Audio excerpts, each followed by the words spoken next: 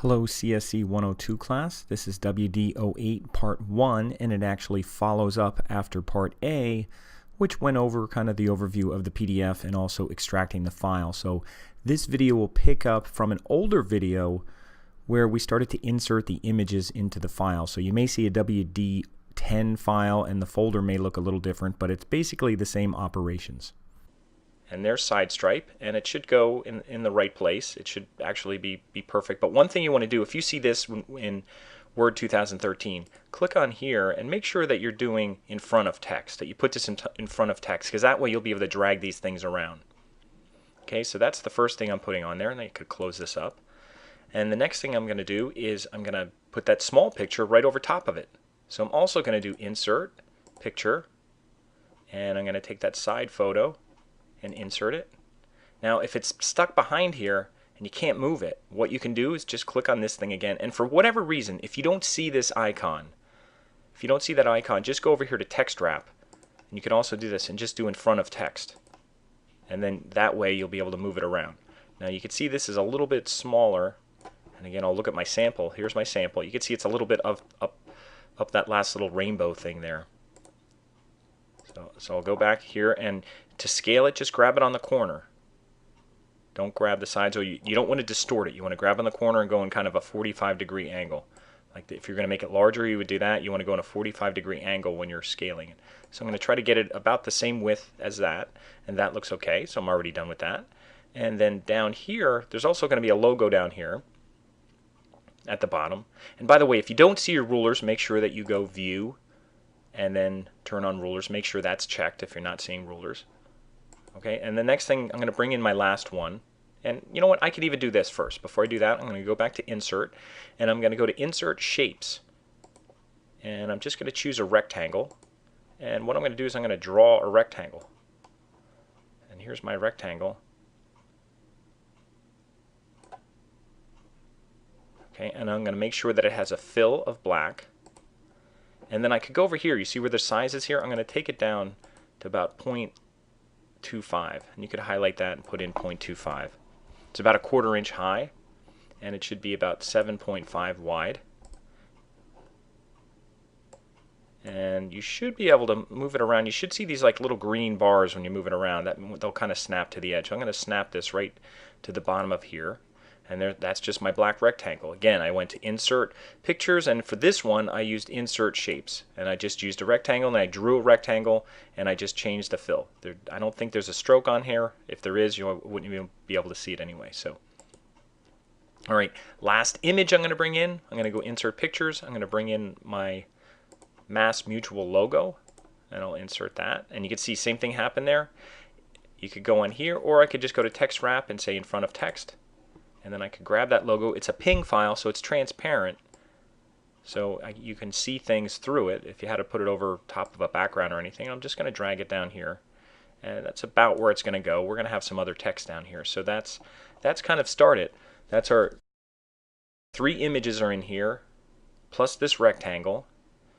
And just remember, when you have these things, make sure you click on here and do in front of text. That allows you to move them around. The next thing we're going to do is we're going to bring in our text boxes, because we're going to have a text box that goes over here. We have 2 over here and 1 little one at the bottom. And actually, before I take a break here, I'm going to bring in the little one at the bottom, and then I'll take a break and do another recording. So what I'm going to do is I'm going to go to Insert. Again, when we're putting things on the page, we want to go to Insert, and I'm going to go to Insert Text Box.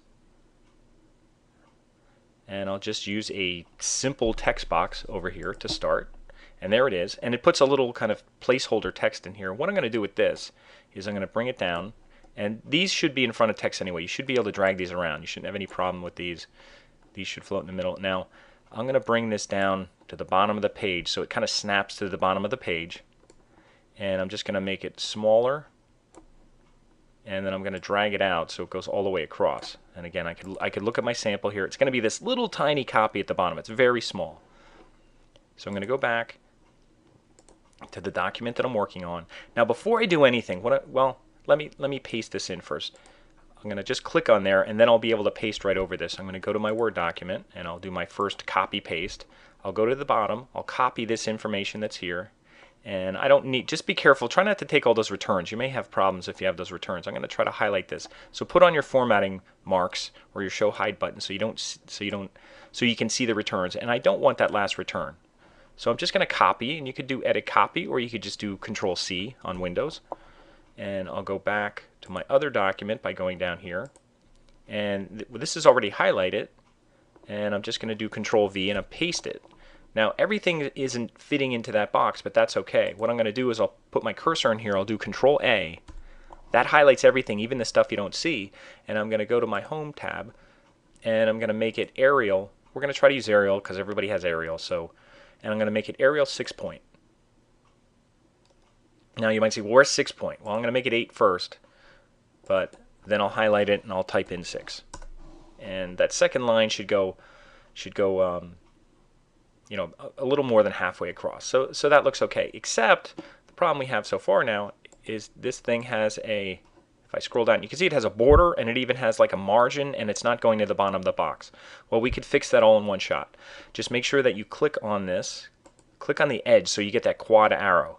If you're inside, it's not gonna work. You need to click on the edge so you get that quad arrow, and then just right click and go to Format Shape.